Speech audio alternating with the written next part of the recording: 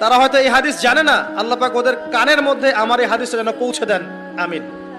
নবী সাল্লাল্লাহু আলাইহি ওয়াসাল্লাম বলেছেন, আমি মেরাজের রাতে যখন গিয়েছি তখন এক শ্রেণীর মানুষকে দেখেছি, ওদেরকে শাস্তি দেয়া হচ্ছে। কি শাস্তি? জাহান্নামীদের রক্ত এবং পুঁজ ওদেরকে খেতে দেয়া হচ্ছে। জিবরাইল আলাইহিস সালামকে জিজ্ঞাসা করা হলো যে এরা কারা? তিনি বললেন, এরা আপনার উম্মতের সেই সব ব্যক্তি যারা মাদকদ্রব্য সেবন করত। আল্লাহ রাব্বুল আলামিন তার হাবিবের মাধ্যমে জানিয়েছেন, যখন কোনো মুসলিম মাদক সেবন করে বা কোনো ব্যক্তি মাদক সেবন করে তখন 40 দিন তার নামাজ কবুল হয় না। এরপর যদি সে তওবা করে তাহলে আল্লাহ পাক তার তওবা কবুল করবেন ইনশাআল্লাহ।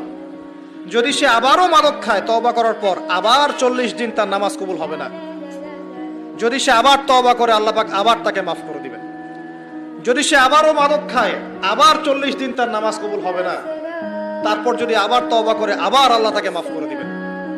এরপরেও যদি সে আবার মাদক দ্রব্য সেবন করে, নবী সাল্লাল্লাহু আলাইহি ওয়াসাল্লাম বলছেন তাকে আল্লাহ রাব্বুল আলামিন পরকালে মৃত্যুর পরে তিনাতুল খাবাল পান করাবেন। তিনাতুল খাবাল।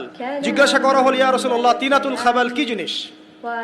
নবী সাল্লাল্লাহু আলাইহি ওয়াসাল্লাম উত্তর দিচ্ছেন, এটা হচ্ছে জাহান্নামীদের রক্ত, মাংস, এগুলো পুড়ে পচে যে রসটা বের হবে, এটা হচ্ছে তিনাতুল খাবাল।